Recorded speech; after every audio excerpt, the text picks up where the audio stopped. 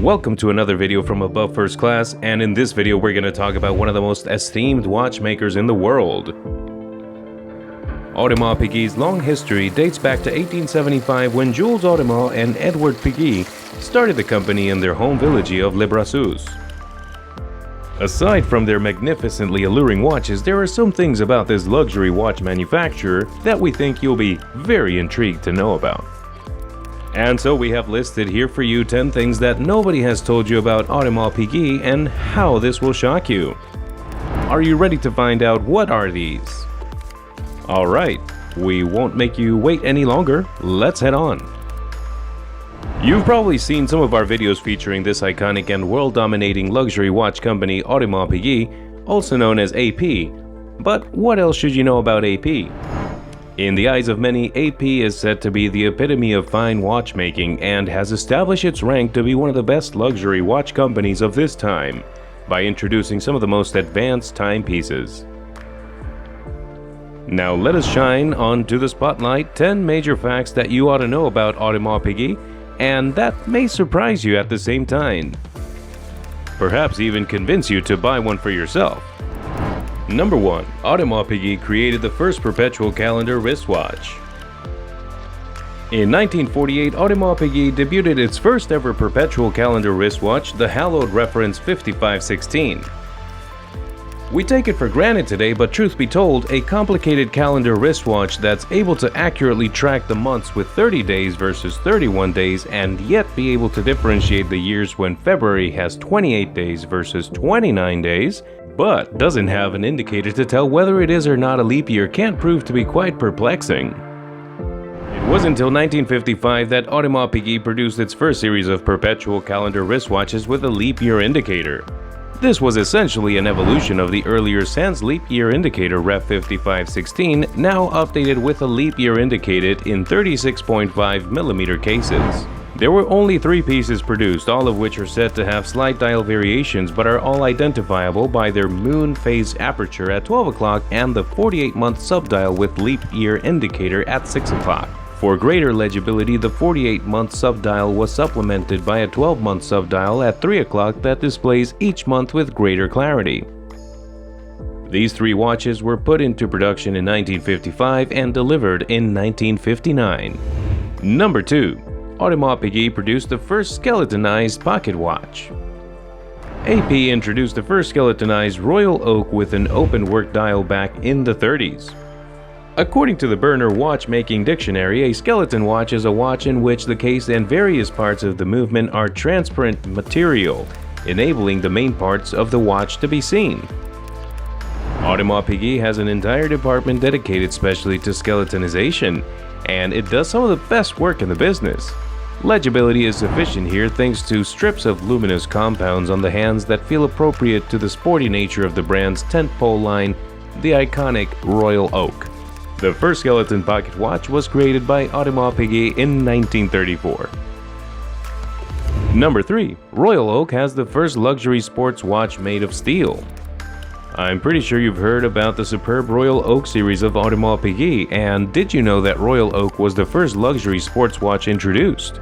The first production Royal Oak, the 5402A series, made its official debut at the 1972 Basel Fair, stunned the industry with its bold angular design and impossibly slim case.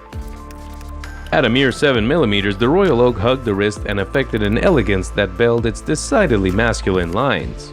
It is considered to be the world's first luxury sports watch, and not long after, since the Royal Oak was introduced, the popularity of luxury sports watches increased. Number 4. Audemars Piguet took almost 3 years to sell their first 1,000 pieces because its price tag has an equal sum to 10 Rolex Submariners. The Royal Oak was anything but a runaway success, and indeed many pundits in the industry predicted that it would spell Audemars Piguet's demise.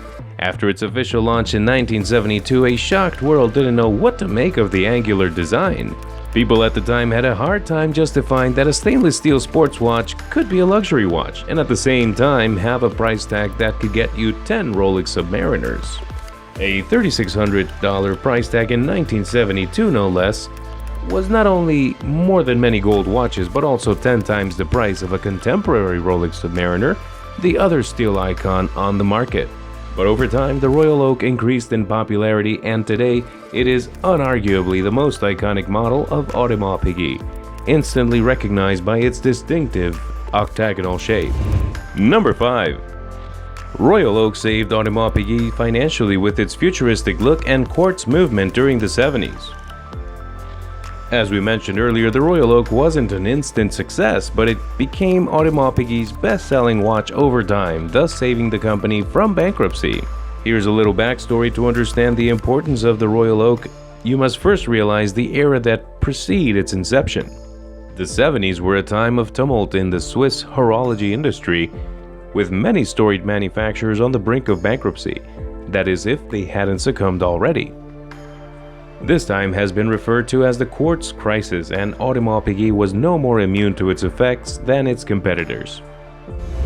As the story goes, it was the eve of 1971 Basel Fair when Georges Gallet, then Audemars Piguet's managing director, contacted a watch designer and asked him to design an unprecedented steel watch in response to the request from Italy.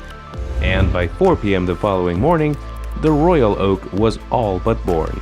And what makes its success all sweeter is that instead of driving Audemars Piguet into collapse, which, like pretty much every other Swiss manufacturer reeling from the effects of the so-called Quartz Crisis was, the Royal Oak saved the whole AP from total irrelevancy. Number 6. Did you know that Audemars Piguet's first customer was royalty? None other than the Shah of Iran, Mohammad Reza Pahlavi. The man is known for his taste for the finer things in life, be they palaces, cars, or women. He saw the potential of the Royal Oak and made sure that one graced his wrist. When the Shah set his eyes at the prototype, created in white gold for reasons of cost and convenience, he ordered his custom-made white gold watch right away. The Royal Oak was actually designed as a luxury watch in a steel case, which was very novel at the time. Audemars Piguet then began several production of the Royal Oak in white gold in 1977 as the first example ever sold to the Shah of Iran. Number 7. The prototypes were made out of white gold. One of the most combative parts of the original Oak was that it was crafted out of stainless steel, yet it still cost as much, if not more, than contemporary watches made from noble metals like gold or platinum. While this sounds strange, white gold was relatively affordable compared to the other types of gold, which is why AP used it for their prototypes to save costs. And while it's true that gold is, well, gold, it's a lot easier to work with than steel, which owes to its natural softness and malleability. Most importantly, since steel was a relatively new material for AP to work with, using white gold allowed the designers of the Royal Oak to come up with the right result before entering a then new territory of making it in steel. Number 8. Its screws are made out of gold. This is a detail that isn't noticeable at first, but a luxurious touch that enhances the watch's exclusivity. Its screws are made out of white gold, but it can look like yellow gold from certain angles because they're too small to be rhodium plated. And yes, they go straight through the case and the whole shebang together. However, you might encounter the screws on the Royal Oak offshore, and yep, those screws are stainless steel. Number 9. Royal Oak's original name. The Royal Oak was initially considered to be named Safari. This was a suggestion by Gerald Genta. However, Audemars Piguet didn't think the name resonates with the AP brand. The other story is that the name Royal Oak comes from the powerful naval ships named Royal Oak and accordingly their nautical portholes. There are at least 8 Royal Oak ships, which, if true, align with the octagonal shape of the AP Royal Oak.